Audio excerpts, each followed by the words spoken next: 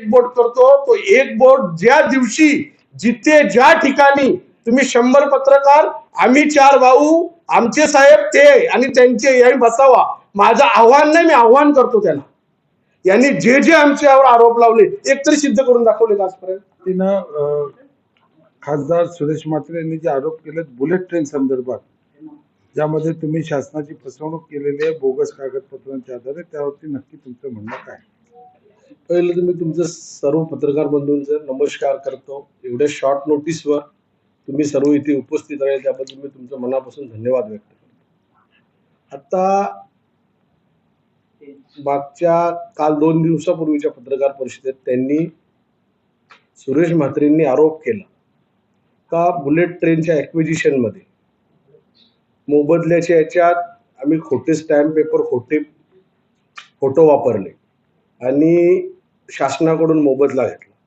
मी तुमच्या सर्वांच्या माध्यमातून हे सांगू इच्छितो की असं कुठल्याही प्रकारचे खोटे स्टॅम्प पेपर किंवा खोटे फोटो लावून आम्ही कुठलाही मोबदला घेतलेला नाहीये. अशाच प्रकारे त्यांच्या सहकार्याने या विषयात कोर्टात दावा दाखल केला होता. कोर्टात दावा दाखल केल्यानंतर रीतसर त्याची आमची चौकशी झाली. त्या चौकशीनंतर कोर्टाने शासनाकडून जी शासकीय यंत्रणा आहे ॲक्विजिशनची त्यांच्याकडून याचे सर्व रीतसर पेपर मागवले. पेपर मागवल्यानंतर त्या कोर्टाने ते पेपर चेक केले आणि यांच्या ज्या सहकार्याने दावा दाखल जो केलेला ते पेपर चेक केले तर ते पेपर एकदम बिनबुडाचे खोटे निघाले आणि कोर्टाने तसे ऑर्डर केली. ही ऑर्डरची कॉपी आहे माझ्याकडे. कोर्टाने रीतसर ऑर्डर केली की असं कुठल्याही प्रकारचे खोटे स्टॅम्प पेपर खोटे पेपर लावून मोबदला घेतलेला नाही. रीतसर ऑर्डर आहे कोर्टाची. ही ऑर्डर झाल्यानंतर त्यांच्या सहकार्याने पुन्हा सेम कोर्टाचे दिशाभूल करून दुसरा दावा दाखल केला. जेव्हा दुसरा दावा दाखल झाला तेव्हा दुसरा दावा जेव्हा कोर्टासमोर आला तेव्हा सरकारी वकिलांनी क्लिअर सांगितला का हा दावा आपल्याच कोर्टात दाखल झालेला आणि हा दावा खोटा फेटाळलेला आहे. त्याच्यामुळे या दाव्यामध्ये काहीही तथ्य नाही. आणि माझी तुमच्या माध्यमातून सुरेश म्हात्रे यांना हेच सांगायचे व तमाम जनतेला का किती वर्ष आमचं नाव घेऊन स्वतःची TRP वाढवणार. आपण जनतेने आपल्याला लोकांची सेवा करण्यासाठी निवडून दिलेलं आहे. हे खोटे आरोप आमचे वडील आदरणीय माजी केंद्रीय मंत्री कपिल पटेल साहेब व माझे 4 बंधू यांच्यावर खोटे आरोप लावून काही भेटणार नाही. आपलं अपयश यापासून आपण लपवू शकत नाही. मागच्या 1 वर्षापासून माझी पत्रकार बंधूंना उलट ही विचारणा आहे की आपण आपल्या माध्यमातून त्यांना आपण ही विचारणा केली पाहिजे का मागच्या 1 वर्षापासून आपण संसदेत निवडून गेले आपण काय केलं. आपण या भिवंडी लोकसभेत काय करू शकलो. एक मुद्दा एक गोष्ट एक विकासाची गोष्ट ते करू शकले नाही. उलट असा तेढ निर्माण करून लोकांमध्ये संभ्रम निर्माण करण्याचा प्रयत्न करायचा. आपला अपयश लपवण्यासाठी हे आमच्यावर आरोप केले. या आरोपामध्ये कोणतंही तथ्य नाही.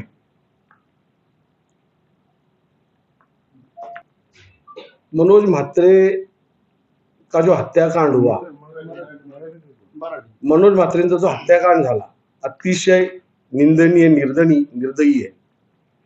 हे हत्याकांड झाला त्याच्यानंतर रीतसर ज्यांनी हत्या केली त्यांना पकडलं गेलं.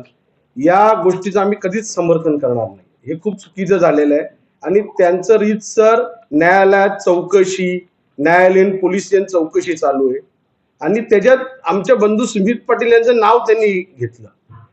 खरोखर माझ्यासाठीच हास्यास्पद गोष्टी हे कोणी करावं. आता त्यांनी 8-9 वर्षापूर्वीची गोष्ट त्यांनी बाहेर काढली. हे कोणत्या माणसाने बाहेर काढावी ज्यांच्यावर स्वतःवर 2014ला 178, 179, 181, 420 सारखे गुन्हे या बाल्यामामा काल्यामामावर दाखल झाले आहेत. आज मी बाल्यामामा काल्यामामा काय करतोय बाल्यामामाच्या नावाने यांनी पूर्ण लोकसभेचा काल्यामामा करून टाकलेला आहे. त्याच्यामुळे हे असं खोटे आरोप लावून एखाद्या घराण्याला किंवा एका युवा लोकप्रतिनिधीला बदनाम करणं हे खरोखर योग्य नाही. याच्यावर आम्ही त्यांच्यावर अब्रू नुकसानीचा दावा दाखल करणार होतो पण आम्हाला अब्रू आहे. ज्याची अब्रूच नाही अशा माणसावर अब्रू नुकसानीचा दावा दाखल करून तरी काय भेटणार आहे आपल्याला हे आम्ही विचार केला आणि असं गुंड पार्श्वभूमी असलेला हा माणूस यांनी आमच्यावर असा आरोप लावणं, स्वतः आम्ही आमच्या घरातल्या तुम्ही कोणाकडे बघा, आम्ही एक सिंगल आमची गाडी, आमचा ड्रायव्हर, आम्ही फिरत असतो. यांच्या मागे 2-2, 3-3, 4-4 ज्यांच्यावर अनेक प्रकारचे गुन्हे दाखल आहेत असे गुंड प्रवृत्तीचे लोक घेऊन हे फिरतात आणि हे आमच्यावर आरोप लावतात. एवढाच पुलका होताना या केसचा झाला, माझ्या बुलेट ट्रेनच्या माझ्यावर जे खोटे आरोप लावले त्या केसचा झाला. तर उद्धव ठाकरे साहेब मुख्यमंत्री कधी होते? त्या सरकारमध्ये होते का नव्हते? आता हे सांगतात प्रशासनावर दबाव येतो, तर तेव्हा प्रशासनावर कोणाचा दबाव होता? तुम्ही रीतसर तेव्हा चौकशी करायची होती, आताही चौकशी करावी. दूध का दूध पाणी का पाणी होते. तुमचं सरकार, तुम्ही सत्तेत असताना आदरणीय उद्धव साहेब मुख्यमंत्री होते, पवार साहेब तुमचे नेते तर सरकार चालवत होते, त्याच पक्षात तुम्ही होते तेव्हा. म्हणजे लोकांची दिशाभूल करण्याचा प्रयत्न किती वर्ष करणार? मला पुन्हा एकदा या प्रश्नावर पण माझं उत्तर हेच आहे, खुदा मेहरबान तो गधा पेलवान, अशी परिस्थिती या भिवंडी लोकसभेची झाली आहे या माणसाच्या माध्यमातून. भिवंडी लोकसभा 20 वर्ष मागे गेली.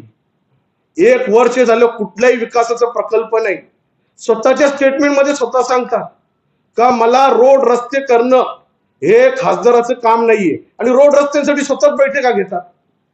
म्हणून या माणसाला प्रशासनाचा ज्ञान घ्यायची गरज आहे. माझी विनंती आहे, मी जिल्हा परिषदला त्यांच्यासोबत काम केलेलं आहे, प्रशासनाची ही समजत नाही या माणसाला. 1 वर्ष बांधकाम सभापती होते, तिथे काय भेटत नाही, तिथे समजलं इथे काही नाही, तिथे जाणं बंद केलं. आता 1 वर्ष झालं दिल्लीत, जवळजवळ 1 वर्ष तर पूर्ण होईल, तिथेही काही समजत नाही, त्याच्यामुळे आता दिल्लीलाही जाणं बंद केलं. मी अधिवेशन कालात मला वाटलं दिल्लीला असतील, तुम्ही 2-4 वेळा मानकुली नाका इकडे तिकडे, हे मानकुली नाकाच्या पुढे जायलाच तयार नाही. कुठेतरी काहीतरी भेटेल या अपेक्षेने काम करणं आणि हेच धोरण, कारण शेवटी संस्कार तेच आहेत. आपण आता फंडरच्या भूमिकेत न राहता एक लोकप्रतिनिधी आहात, आपण लोकप्रतिनिधीच्या भूमिकेत यावं. जनतेचे अनेक प्रश्न प्रलंबित आहेत, आपल्याला जनतेने आपल्यावर विश्वास ठेवलाय, म्हणून असे बुणबुडाचे आरोप न करता जनतेवर लक्ष देऊन जी जी विकासाची कामं पेंडिंग असतील आपण पुढाकार घ्यावा.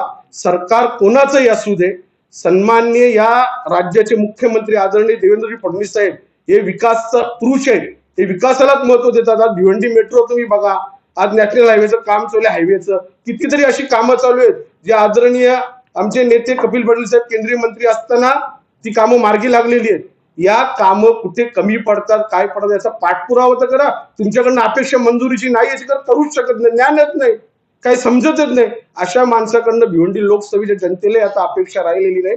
त्यामुळे माझी पुन्हा एकदा विनंती आहे, अशा कोणाच्याही खुनाच्या कटल्यात आमच्या भावांना किंवा आमच्या फॅमिलीला किंवा आमच्या कुटुंबावर आरोप करणं आता बंद करा.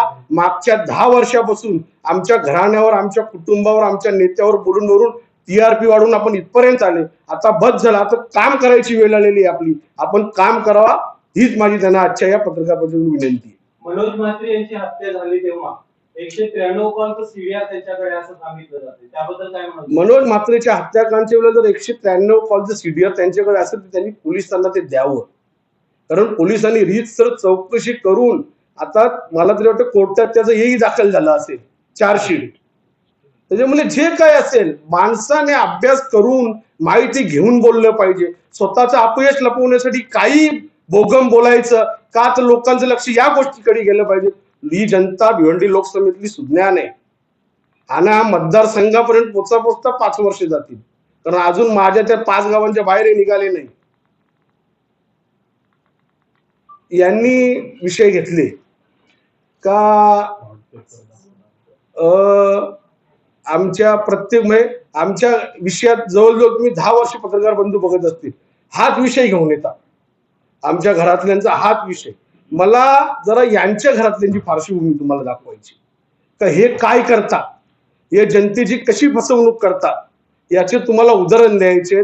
कारण कसं आहे, माणसाने राजकारण करत असताना वैयक्तिक वैचारिक पातळी सोडून राजकारण करू नये. राजकारण करावं, जे चुकीचं असेल ते लोकांच्या निदर्शनास आणलं पाहिजे, पण जे चुकीचं नाही ते चुकीचं दाखवून लोकांसमोर आणणं ही खूप मोठी लोकांची दिशाभूल करण्याची पद्धत आहे. त्यांनी ती बंद करावी. आता तुम्हाला जर एक उत्तम उदाहरण आपला मुस्लिम बांधवाची, याची कशी फसवणूक त्यांच्या बहिणीने केली ती त्यांच्या स्वतःच्या ते स्वतः माहिती देतील, त्यानंतर मी एक एक माहिती त्यांच्या विषयात तुमच्या समोर आणणार. तुम्ही तुमची माहिती सांगा. नमस्कार. 2019 मध्ये शकुंतला राठोड पाटील, मेरा नाम एक मिनिट माझं नाव सलीम चौधरी आहे. मी ठाण्यात वागळे मध्ये राहतो. 2017 मध्ये शकुंतला राठोड पाटील ही बाळामामाची बहीण आहे. बाळामामा बांधकाम सभापती असताना त्याने आम्हाला सांगितलं की बाळामामा पिंपलास मध्ये फ्लोरा हॉटेलच्या समोर 25 एकर मध्ये प्रधानमंत्री आवास योजना आणि रमाई आवास योजनेच्या अंतर्गत स्वतः घर बांधून देणार आहे. तर त्यांनी मला ते स्कीम समजून सांगितली. माझे 800 लोक आले होते, त्याच्यातून 200 लोकांनी घर बुकिंग केली. तिकडे बुकिंग केल्यानंतर ते आम्हाला समजलं की ती जमीन जी आहे ती त्यांची बाळामामाची नाही आहे, ती जमीन शासकीय गुरुजनांची आहे. म्हणून गुन्हा दाखल करण्यासाठी मी पोलीस स्टेशनमध्ये गेल्यानंतर बाळामामांनी वारंवार पोलिसांवर दबाव आणून गुन्हा दाखल करण्यासाठी हे टाळाटाळ केलेलं आहे. आणि तिकडे अनधिकृत बांधकाम करून, चाळीचं बांधकाम करून एमएमआरडीची बिल्डिंग बांधून देते असं सांगून चाळीचं बांधकाम केला होता. म्हणून मी ग्रामपंचायतीमध्ये पण तक्रार दाखल केल्यानंतर पिंपळास कोकण भवन मधून कारवाई झाली. त्यांच्या बोलण्यावर त्यांनी सर्व एकरची जे यंत्रणा आहे ते मॅनेज करून ठेवलेलं आहे. ग्रामविकास अधिकारी नितीन देशमुख त्याच्यावर ऑलरेडी भ्रष्टाचाराचा गुन्हा दाखल झालेला आहे. बाळामामाने सेटिंग लावून परत त्याला इकडे स्वतःसाठी पिंपलास मध्ये आणलाय. त्याच्यावर कारवाई झालेली, अँटी करप्शनने त्याला अटक केलेलं आहे. परत तो रुजू झालाय. आता तो बाळामामाला सपोर्ट करतोय. मंत्रालयातून गुन्हा दाखल करण्यासाठी MRTP आणि फसवणुकीचा गुन्हा दाखल करण्यासाठी त्यांना आदेश झालेला आहे. तो पोलीस स्टेशनमध्ये एक पत्र घेऊन गेला. त्याचं असं सांगणं आहे की मी पोलीस स्टेशनमध्ये गुन्हा दाखल करण्यासाठी गेलो असताना सिनियर PI यांनी गुन्हा दाखल करण्यास नकार दिलाय. एक शासकीय अधिकारी MRTPचा गुन्हा GR आहे त्यासाठी गुन्हा दाखल केल्यानंतर करण्यासाठी गेल्यानंतर सिनियर PIचा का अधिकार आहे, त्याला काय करणं आहे तिकडे अधिकाऱ्यांनुसार. तुमच्याकडे तक्रार आहे तर गुन्हा दाखल केला पाहिजे. गुन्हा दाखल न करता त्याने अहवाल सादर केला आहे की तिकडे काय झालेलं नाहीये आणि तो बाळामामाच्या दबावामध्ये त्यांना सपोर्ट करतोय, गुन्हा दाखल करून घेत नाही. चॅरिटी कमिशन मध्ये पण त्यांची बहिणी यांनी आमचे 200 लोकांचे बोगस डॉक्युमेंट्स जमा करून आमची बनावटी सही केली.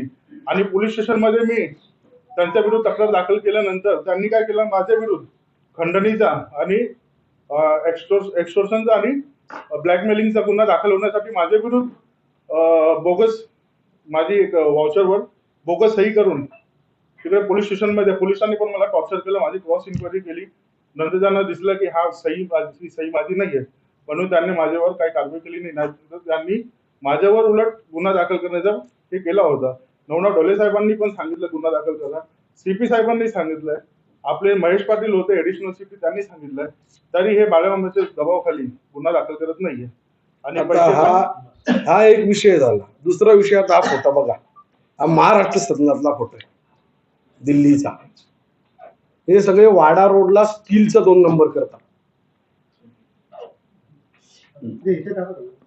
हे बघा, हे महाराष्ट्र सदनमधला फोटो आहे. ब्राईटनेस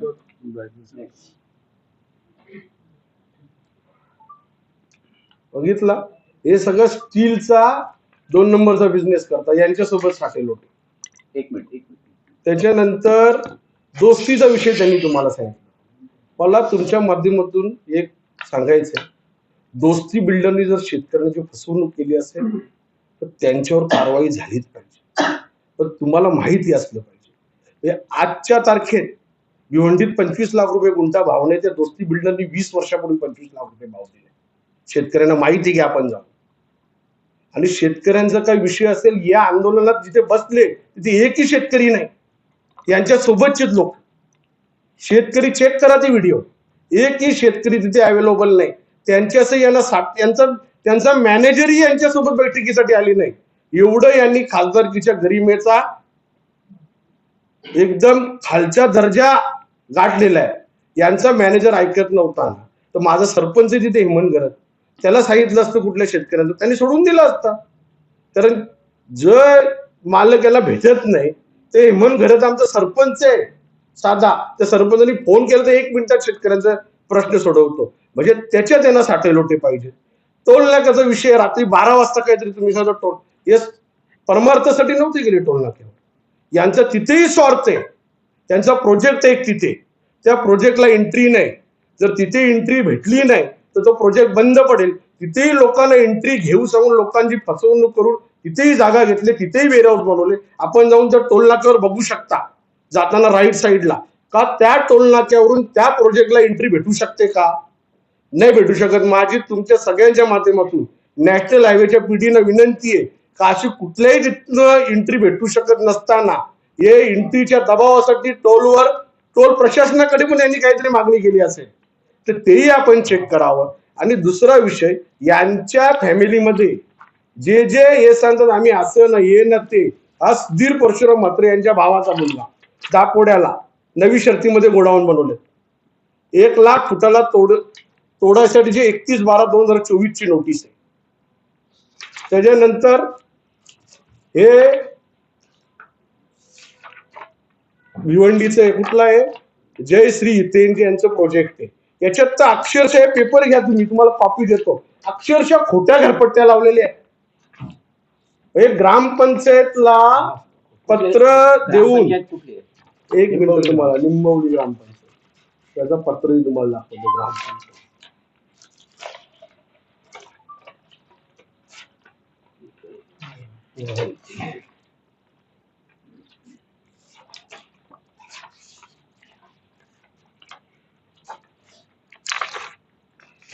ग्रामपंचायत या खोट्या घरपट्ट्या, याची एक कॉपी तुम्हाला देतो, रीतसर चेक करा.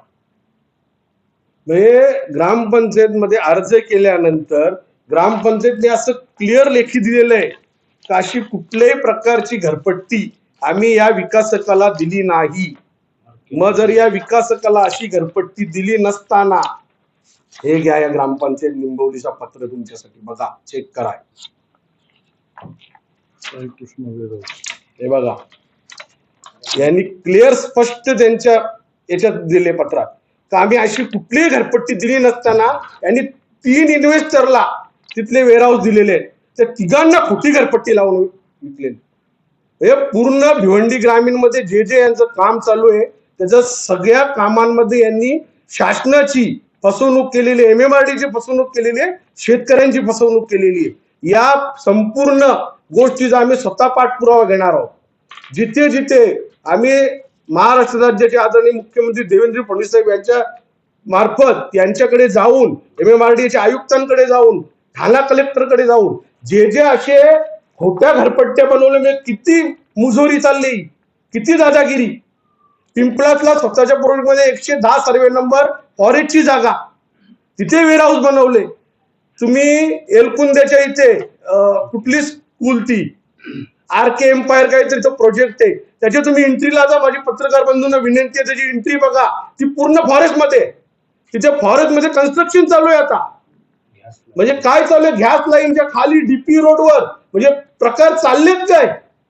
तुम्ही एक टाइम सांगता आम्ही भिवंडीचा विकास करतोय आणि दुसरीकडे हे अशा खोट्या घरपट्ट्या, एकही प्रोजेक्टला रीतसर परवानगी नाहीये. सगळे प्रोजेक्ट अनऑथोराइज, सगळ्या एकही प्रोजेक्टला शासनाच्या ज्या डिपार्टमेंटची परवानगी घ्यायला पाहिजे त्या डिपार्टमेंटची परवानगी नाही. पण आपण लोकांवर जेव्हा आपण एक बोट करतो, तो एक बोट ज्या दिवशी जिथे ज्या ठिकाणी तुम्ही 100 पत्रकार, आम्ही 4 भाऊ, आमचे साहेब ते आणि त्यांचे याही बसावा. माझं आव्हान नाही, मी आव्हान करतो त्यांना, तुमच्यात हे असेल तुम्ही या, बसू एक ठिकाणी. हे जर चुकीचं तुम्ही सिद्ध केलं ना, तुम्ही सांगाल त्या भाऊ, हे सिद्ध करून दाखवा हे चुकीचं आहे. मी आज सांगतो ते पोलीस प्रशासन समोर, कलेक्टर समोर, ज्या ज्या यंत्रणा आहेत MMRDAच्या सगळ्यांसमोर बसायचं. तुम्ही हे सिद्ध करून दाखवायचं हे चुकीचं आहे. याचा पूर्णपणे पाठपुरावा घेण्यात येईल. एवढी आजच्या माध्यमातून तुम्हाला सर्व पत्रकारांच्या माध्यमातून माझी भिवंडीतले जे इन्व्हेस्टर यांच्याकडे येतात त्यांनी यांचं सगळे चेक करावं. शेतकऱ्यांनी यांना जागा देतानाही सगळे चेक करावं. हे सगळे पुरावे घेऊन आम्ही ज्या ज्या डिपार्टमेंटमध्ये यांचं हे विषय आहेत, आम्हाला वैयक्तिक जायचं नाही, पण लोकांचं चुकीची दिशाभूल भिवंडीचं नाव खराब करता कामा नये. आणि भिवंडीच्या नावाला कालिमा लावलेला आहे. सगळीकडे हप्ते वसुली, गुंडगिरी हे कामं यांची, आणि दोष नावं दुसऱ्याला ठेवायची. आपण कुठल्या संस्कारातून आलो हे तर बघा. आपल्यावर गुन्हे किती दाखल, दुसऱ्यावर आरोप करतात. म्हणून माझी तुमच्या सर्व पत्रकार बंधूंच्या माध्यमातून पूर्ण भिवंडी लोकसभेतल्या पूर्ण सर्व जनतेला माझी विनंती आहे का जे जे आमच्यावर आरोप केलेत, आम्ही आरोपाच्या पुराव्यासहित त्यांनी आमच्या समोर यावा. आम्ही त्यांच्या आरोपाच्या पुराव्यासहित आम्ही समोर येतो. दूध का दूध, पाणी का पाणी होऊन जाऊ द्या. तर कोर्टापेक्षा तुम्ही मोठे आले, न्यायदेवतेपेक्षा तुम्ही मोठे आले. न्यायदेवतेने एकदा कोर्टाने आदेश दिलेले. तुम्हाला जे काय माझं म्हणणं आहे, तुम्ही स्वतःची टीआरपी वाढवण्यासाठी पत्रकार बंधूंसमोर जनतेला काही आवाहन करू शकता. विकासाच्या काम हे तुम्ही चुकीचं समोर आणता. तुम्ही कारवाई करायला लावा ना, चुकीचं असेल तर कारवाई होऊ दे. हे फक्त बोलतात. आमच्या एक तुम्ही सांगा, गेली 10 वर्षापासूनची यांच्या तुमच्या पत्रकारांजवळ सगळ्या असतील यांच्या इंटरव्ह्यू, यांनी जे जे आमच्यावर आरोप लावले एकतरी सिद्ध करून दाखवले का आजपर्यंत? फक्त आमची बदनामी, फेक निरेटिव्ह आमच्याबद्दल बदनामी करायची असं असते. शक्ती तळावरच वार करायचा, तेव्हाच आपलं महत्व तयार होते. हेच प्रकार या माणसाने केलेले आहेत. त्याच्यामुळे आजपर्यंत यांच्या कुठल्याही आरोपामध्ये काहीही तथ्य नाही, आणि ते तथ्य असेल तर त्यांनी सिद्ध करावं. माझं पुन्हा एकदा मी बोलतो, माझे आव्हान नाही, माझं आव्हान आहे. धन्यवाद. जय हिंद, जय महाराष्ट्र.